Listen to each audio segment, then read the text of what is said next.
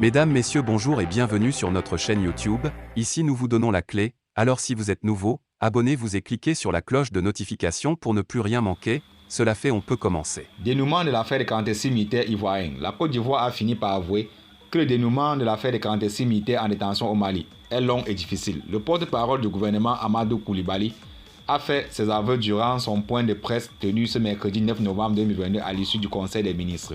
C'est long, c'est difficile, a affirmé le porte-parole du gouvernement ivoirien sur l'affaire des 46 militaires ivoiriens arrêtés au Mali.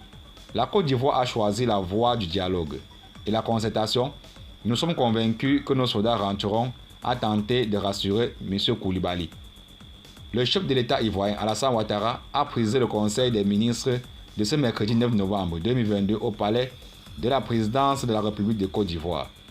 Faisant le débriefing de cette dernière session du Conseil des ministres, le ministre Amadou Koulibaly, porte-parole, a été interpellé par une question des journalistes sur ce dossier. En ce qui concerne la situation des soldats arrêtés au Mali, le gouvernement ivoirien, selon son porte-parole, a choisi la voie du dialogue, de la concertation et de la négociation.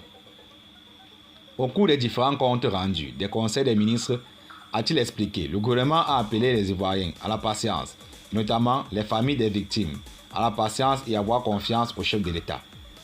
Quand vous choisissez la voie du dialogue et de la négociation, vous vous inscrivez d'une certaine façon dans la gestion du temps.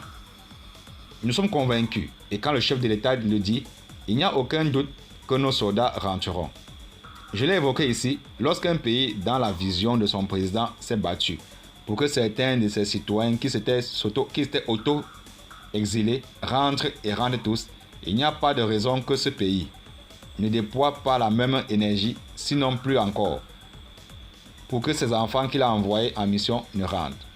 La Côte d'Ivoire utilisera tous les moyens de la concertation, de la discussion, parce que c'est la voie qu'elle a choisie, qui sont à sa disposition pour que nos soldats rentrent. C'est long, c'est difficile, mais les familles sont en contact avec le ministre de l'État, ministre de la Défense, qui leur donne régulièrement des informations sur le moral de nos soldats qui sont détenus au Mali, a-t-il confié. Sur ce dossier, des 46 militaires ivoiriens détenus au Mali, qui se complique, le site français Africa Intelligence avait révélé dans sa parution du 2 novembre 2022 qu'Abidjan a récemment refusé de parapher une proposition d'accord transmise par l'intermédiaire de la médiation togolaise. La Côte d'Ivoire aurait notamment refusé certains points importants du protocole d'accord proposé par le Mali. Selon Africa Intelligence, Abidjan a refusé le pacte de non-agression proposé par Bamako. Alassane Ouattara aurait aussi refusé le limogeage souhaité par Bamako de l'ancien ministre Moustapha Ben Barka, l'actuel vice-président de la Banque ouest-africaine de développement.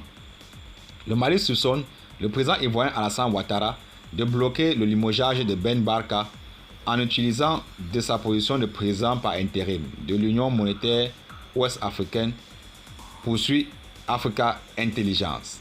Merci et à très bientôt pour la suite de l'information. Et surtout, abonnez-vous si vous êtes nouveau pour ne plus rien manquer.